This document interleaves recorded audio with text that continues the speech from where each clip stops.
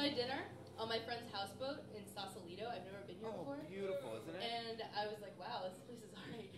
Yeah. We don't have that in Boston. It's kind of shitty there right now. So I was like, I'm just gonna stay here. It's cold. Kind of happy to be here. You got a better baseball team too. Yeah. Not into sports, but I can respect that. Probably I can imagine. All right.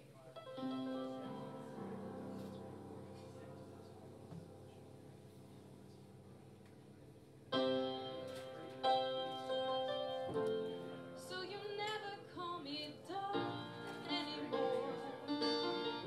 Since I spent the night on the bedside of your Oxford bedroom door, and you never even cared as I was pulling out my hair. When your book's up to your nose, I guess it's hard to be aware. And if time was a joke, I might have stayed. You never said you were glad that my flight got delayed. The conversation that you've been faking, the sorry consultation, I found a pawn awakening. Go find a long one, 'cause later, lovely, you will be laying alone.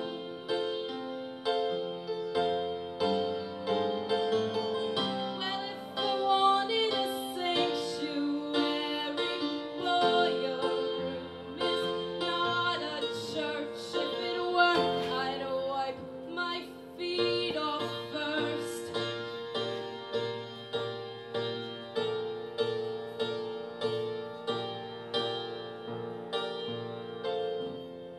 So you never want for soul anymore. What's the use in feigning pity when you've told me I'm a bore? Guess your playlist was a bust, and I never could impress. 'Cause devotion mixed with trust is quite the lady to undress. The dissertation that you've been slaying, the hearts, cards, and novels that you think you've been playing. Go find a long one, 'cause later, lovely, you will be laying alone.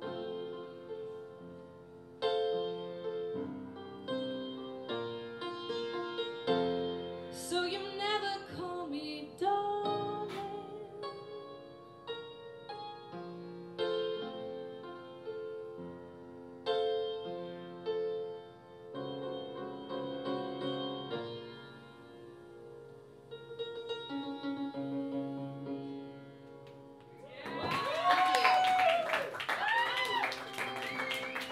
Just put out a record last April, and I was supposed to be out here last April doing what I'm doing now, but I broke my leg trail running. It's kind of embarrassing because I was like listening to really good, really good Euro house techno. I know, can that be good? It was really good, and I was really into it. I was like running through the trails, and I just like leapt and didn't look around. It was bad. I know, so that was postponed. So it wasn't meant to be last year, it was meant to be now. But the record Primal Kitchen Film is out, and it is for sale for $5. I have a whole suitcase full of them. So even if you don't have $5, please take a record. I have a box of like 800 at home. But I'm here on tour, and it will pay for gas and food, so please, anything you can spare is greatly appreciated. Amanda Palmer, I don't know if anyone's heard of her, I know two ladies back here. She just did a wonderful talk on TED about the importance of artists of all mediums, instead of demanding money for their art, asking for it, and the difference that makes. Very good. It was incredible, and how important that is. And so, I mean, I've really tried to take that whole philosophy to heart the past year, and just not feeling guilty, for asking for what you do, whether it's art, whatever you offer. So please, it means a lot to me, whatever anyone can spare. I don't feel guilty about it. I worked hard on it, and I want to share it. So, but if you don't have money, you take one anyway. So Beautiful. So this next song is a cover. Close. Oh no. We can do that one too. Depending on time. Yeah, so it'll be fun. Beautiful. Good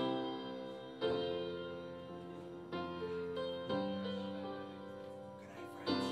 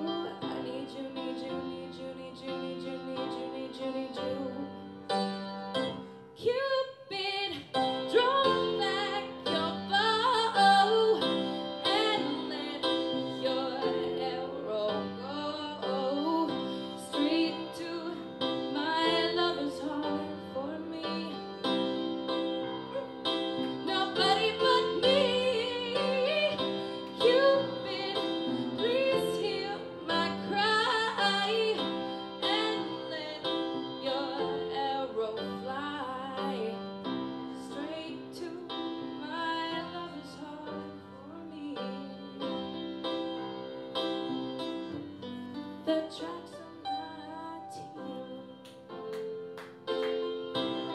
The tracks of my tears.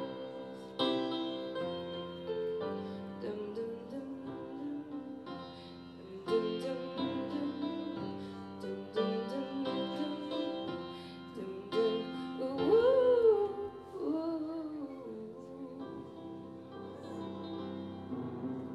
Thank you. Do we have time for one more? Or good time for videos? People? Oh, thank you guys. Yes. Awesome.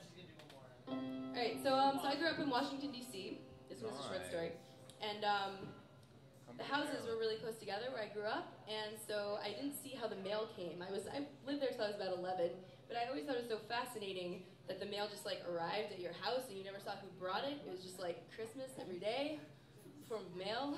And so anyway, when I turned 13, I moved out to the suburbs, and I was 13, so I had a lot of feelings. So everything was kind of romantically tinged, and for the first time, I saw the mailman actually come and bring letters to the house, and I was like, whoa, there's a person who wears a suit and actually brings letters to people's houses. Something about that was just so romantic to me. I mean, little did I know it was all like bills and credit card statements, but none of it was for me. So I was like, that's adorable.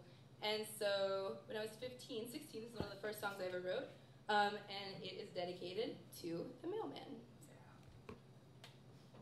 Oh, and then this funny story, small anecdote once more. I was home on college break when I was a lot older. I went to college in Pennsylvania. I was home for Christmas break, and I actually got to play it for my mailman, different person at the time. But there was like no one around. He was like walking around outside, and I was like, yo, I wrote a song about your people. And he loved it. I like made him some tea, and he was like, that's the weirdest way anyone's ever said thank you. Oh, that's It was great. awesome. That's pretty good. Yeah, I was like sitting at the window. I was like, oh, should I invite him in? Should I not? I was like, I'm totally gonna do it. Crazy guy. Yeah, I was like, this is totally weird. You'll love it. He was great. He was great. He was a good sport. But excuse me, I should say the song's about falling in love with the mailman. I was 13, so lots of feelings. I'm used to playing with my band. This is the first time I've ever played without them, so it's very lonely.